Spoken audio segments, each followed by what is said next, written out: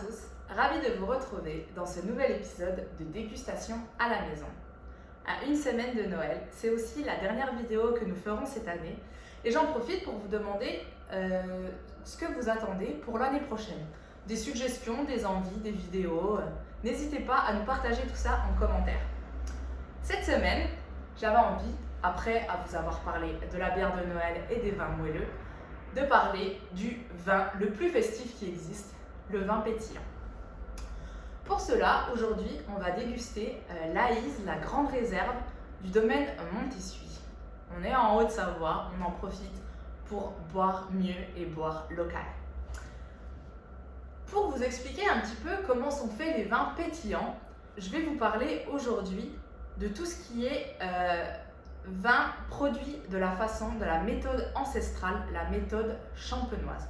C'est cette méthode qui est utilisée pour faire les champagnes, les créments et aussi l'Aïs. Alors, on va commencer étape par étape. Tout d'abord, la vendange des raisins destinés aux vins pétillants. La vendange va se faire un petit peu plus tôt que pour les vins blancs, on va dire basiques. Les raisins sont donc vendangés, puis pressurés. Ils peuvent avoir été légèrement macérés pour les rosés. Et enfin, il va y avoir la fermentation alcoolique.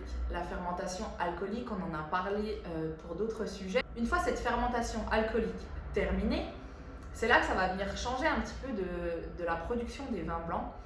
Il va y avoir une première mise en bouteille. Cette mise en bouteille est un petit peu particulière parce qu'en plus du vin qui est destiné à devenir un vin pétillant, on va y ajouter de la liqueur, dite liqueur de tirage. Dans cette liqueur, pas d'arôme particulier, parce que c'est vrai que quand on parle de liqueur, on s'attend un petit peu à crème de cassis, liqueur, des choses comme ça. C'est pas du tout le cas. Là, on va venir ajouter du sucre et des levures en fait, afin de recréer une fermentation à l'intérieur de la bouteille. Donc les bouteilles sont capsulées, un petit peu comme des bières en fait, et je vais vous expliquer pourquoi plus tard. Ce vin avec la liqueur est donc mis sur latte, il est donc mis en repos, on va dire, pendant quelques mois, afin d'avoir la prise de mousse. Donc comme je disais, la fermentation alcoolique, elle transforme les sucres en alcool par l'action des levures et libère du dioxyde de carbone. Ici, le dioxyde de carbone va être emprisonné dans la bouteille, c'est donc la prise de mousse qui va être faite dans la bouteille. Une fois cette prise de mousse faite, les levures mortes vont se déposer au fond de la bouteille. J'ai pris mon petit exemple. La bouteille est donc couchée, stockée comme ici, et les levures mortes, une fois qu'elles ont fait leur travail, elles vont venir se déposer dans la bouteille. Je vous l'accorde, c'est pas hyper vendeur d'avoir un dépôt au fond de la bouteille. C'est pour ça que va venir le moment du dégorgement. Donc la bouteille, une fois que la prise de mousse a été faite, va être mise sur pupitre. C'est un peu les traditions, surtout dans les grandes maisons de champagne, on a toujours ces pupitres en fait quand vous visitez des caves. Je vais vous en mettre quelques photos pour vous donner une idée. On a aussi des mécanismes maintenant pour faciliter et accélérer le travail surtout. Donc les bouteilles avec les levures mortes vont être disposées un petit peu de cette façon afin que les levures viennent se déposer dans le col. Elles vont être tournées très légèrement, un petit peu, tous les jours, afin qu'il n'y ait plus rien dans la partie haute, dans la partie basse du coup de la bouteille, et que tout vienne se déposer ici. Une fois que toutes les levures sont ici, va avoir cette grande étape du dégorgement. On va déposer le col de la bouteille dans un liquide à moins 30 degrés, ce qui va venir en fait congeler les levures mortes dans le col. Les bouteilles vont ensuite être décapsulées. Donc comme je disais, c'est comme une capsule de bière. Une fois que tout le col est glacé, on va venir faire exploser la capsule et ça va libérer en fait le bloc de levure morte. Le vin va donc être complètement filtré et limpide. Les levures mortes seront toutes échappées. Ensuite, on va procéder au bouchage, mais juste avant, on va rajouter encore une petite liqueur, la liqueur d'expédition. La liqueur d'expédition, c'est un petit peu la petite recette secrète des domaines, que ce soit en champagne, en crémant, en Aïs. C'est vraiment la petite botte secrète que les viticulteurs vont ajouter. Ils vont ajouter aussi ce qu'on appelle le MCR, le mou concentré rectifié, en fait du sucre issu de raisin qui va venir en fait donner le dosage de la bouteille, ce qui va changer d'un champagne extra brut, brut, sec, demi-sec, doux.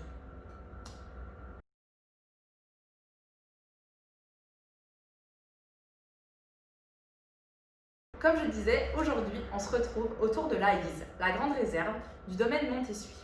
Le domaine Montessuie, donc, est situé à Aïse, un domaine familial qui va travailler en vin pétillant et en vin tranquille. Son cépage principal, le Gringer. Aujourd'hui, on s'intéresse donc à la cuvée Grande Réserve, qui est élevée en fait 20 mois sur lit. Comme je disais tout à l'heure, lorsque les levures sont mortes, ici le domaine a décidé de laisser 20 mois le vin travailler sur ces levures mortes, ce qui va apporter normalement énormément de gourmandise et de gras au vin. Je vous ai épargné ce moment très gênant où j'ouvre une bouteille, c'est toujours catastrophique. Mon verre est donc ici. Au niveau de la robe, on va avoir ce côté très doré, au reflet argenté, quelques petits reflets orangés aussi. Je trouve ça assez foncé en fait pour un vin pétillant. Au niveau des bulles, là je me suis servi déjà il y a quelques minutes et on voit encore des bulles ressortir. On sent qu'il y a une belle richesse d'effervescence. Au nez, on va avoir un bouquet assez intéressant au niveau des fruits, des fleurs, ce côté assez pomme caramélisée. J'ai choisi en fait un verre à vin parce que je trouve en fait que les arômes se ressentent beaucoup plus que sur une flûte à champagne où en fait le tour du verre va être tellement petit que les arômes se dégagent moins facilement.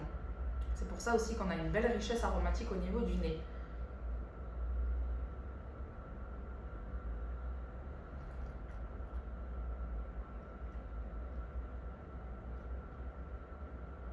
En bouche, on va avoir ce côté bulle très fine qui va venir en fait accompagner le vin. Un vin quand même gourmand, très aromatique. Ce côté en fait fruits, fleurs, pommes caramélisées que je ressentais au nez, je l'ai vraiment en bouche. J'ai l'impression de croquer dans une tarte tatin en fait. C'est ultra gourmand et le côté pétillant va venir apporter énormément de fraîcheur. C'est un très très bel équilibre. Pas mal de complexité, comme je disais. Voilà, on n'est pas sur un vin, on va avoir le côté frais, tendu, sec d'un vin effervescent. Justement, ça va venir apporter énormément de gourmandise. Ça peut vraiment bien s'accorder en fait pour tout ce qui est apéritif. Mais moi, je lui laisserai un petit coup de cœur par rapport au dessert. Justement, en fin de repas, avec un dessert chocolaté ou même fruité, ça va très bien venir se marier.